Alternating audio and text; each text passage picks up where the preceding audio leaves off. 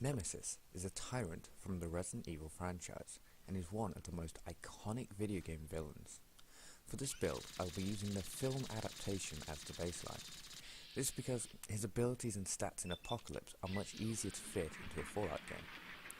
For those of you who are concerned about Fallout lore, there is a simple way to allow this Nemesis into the wasteland in a lore-friendly way. Nemesis lived as a normal, if somewhat violent person. Built like a super mutant, he would resolve his problems with aggression. However, when he left a vault, or in New Vegas got shot in the head, things began to change. His aggression began to climb, and his intelligence plummet. Little did anyone know, Nemesis was becoming feral. The radiation was affecting his brain far quicker than it does to most. Soon, all that would remain of him was his loyalty to his family. By using this backstory, you can decide the rate at which he becomes feral, allowing him to have minor interactions with NPCs. However, if you don't care about lore breaks and backstories, and just want to see what would happen if the pursuer was dropped into the world of Fallout, then you can just ignore it and carry on with the rest of the build. Another point to make here is that in the gameplay of Fallout 2 that you see in the background, his stats are somewhat different. That's because I played Nemesis in Fallout 2 before I had refined the build through Fallout 3. Special. Strength 10.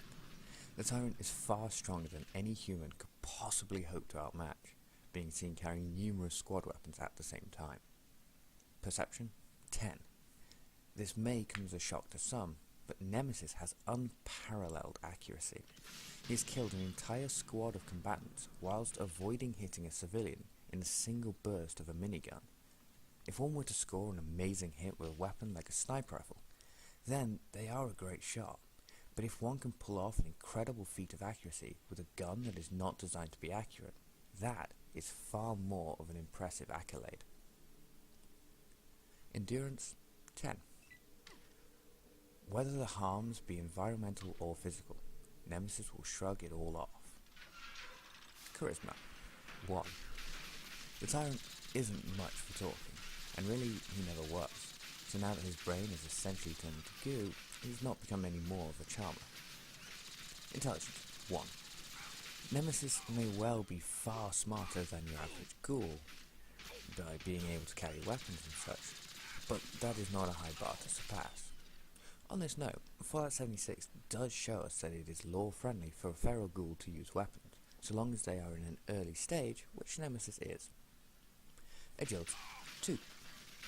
Neither stealthy nor speedy, the Tyrant hits hard, not fast. Luck 7. In the original Fallouts, I would suggest giving Nemesis 7 agility and 2 luck, unless you're truly a glutton for punishment. This is because agility is far more important in those earlier games. Weapons. In the early game, Nemesis will use melee weapons, the heavier the better, until he gets hold of big guns like the missile launcher or the minigun. However, he will continue to use melee throughout the game, opting for a super sledge by the late game and any big guns. Be wary that ammo for big guns is very hard to come by, so using a range of all of the big guns is highly recommended.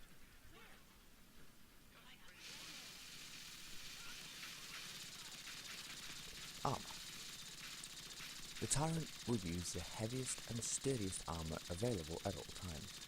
This is primarily so that his damage resistance is as high as it should be and not for aesthetic purposes. Skills. Melee. Nemesis prefers using melee weapons to unarmed combat, since, when he is in his only fistfight in Apocalypse, he reaches for a weapon at his first opportunity. Big guns.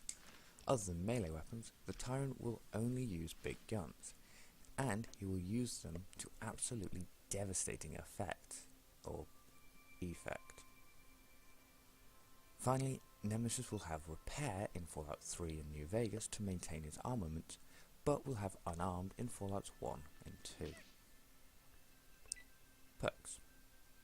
Anything to do with dealing damage with its weaponry, extra carry weight, and endurance perks. I also feel that the cannibal perk suits this build perfectly, and any perks to do with ghouls, if you're using the backstory that I opened with, that is. Chems and alcohol. Optional. Nemesis is certainly no stranger to having unknown chemicals pumped into his body, so you may choose to enhance him with these narcotics. Vices. None. If you're allowing your version to buy and sell from merchants, due to his gradual loss of mental faculties as opposed to an immediate liquefaction of his brain, he will focus on buying the incredibly expensive ammo for his weapons. Items of interest. None. Nemesis only picks up what he needs. Gather from animals. Yeah. Although he doesn't have any real understanding of anatomy, he doesn't really need it. Nemesis will feed directly on his prey, be them creature or human. Enemies. Aggressors and insulters. Anything that decides to engage in combat with Nemesis will quickly regret it. He will slaughter all attackers regardless, even to the point where, in my playthrough of Fallout 2, he slaughtered an entire town, including their children, since they were hurling rocks at him. Nemesis will also kill anyone who insults him, even if they are merely friendly jibes, since he can't tell the difference. Friends. Family, non-combatants. Nemesis retains his deep-set emotional connections that he had from before he started to change, and will do anything for them. He also does not attack those who do not pose a threat to him. Being able to eviscerate entire families at Deathclaws leaves Nemesis with very little to prove. Settlements. No. Definitely no. Quests. Nemesis will do the story missions for all of the games, aiding those who are, or who represent family figures to him. However, in New Vegas, he will be drawn in to join Kaiser's Legion. This is because he can be fairly easily manipulated by those who wish to do so. These people tend to have incredibly nefarious reasons for tricking this beast into their ranks. Difficulty. This build is insanely powerful, especially in the late game. However, getting there can be tough, since his weapon's ammo is so damn scarce. The early game is certainly his toughest section. However, in Fallout 1 and 2, I would strongly dissuade you from trying this build unless you really know those games well. That is true of all of my builds, but this one especially. This is because even if you wanted to, you cannot talk to anyone, because your intelligence and charisma is so low, they simply cannot understand you, nor you them. So you will quickly get lost unless you know what you're doing.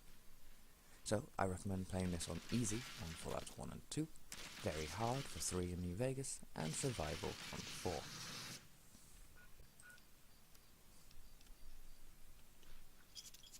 Endgame. This build is complete once the story missions are complete. I absolutely love this character, as is clear by the fact that I've played it twice already, and I'm looking forward to playing it again. I feel bad for anyone who attempts to attack me on Fallout 76, so now's your turn. Go out there and dominate the wastes with this behemoth. But make sure to meet me here next time for my next build, who might just be even more sadistic than the Tyrant, and that is the Disciple. Good luck, and have fun.